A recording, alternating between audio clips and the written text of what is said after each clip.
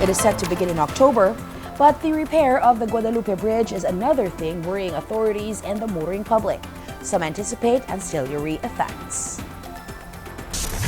A portion of the Guadalupe Bridge along EDSA is set to be temporarily closed to traffic by October 2025 for rehabilitation.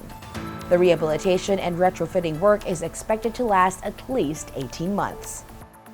This is expected to lead to significant traffic congestion across EDSA and will particularly affect residents traveling to BGC, Makati, or the Bay Area.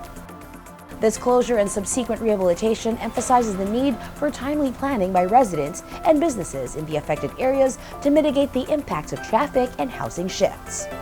One anticipated effect may be an increase in demand for housing rentals in Makati and Taguig, particularly for condominiums and dormitory spaces across various price ranges. Companies may need to implement more hybrid work arrangements and modify work schedules in response to the worsening traffic situation caused by the bridge closure.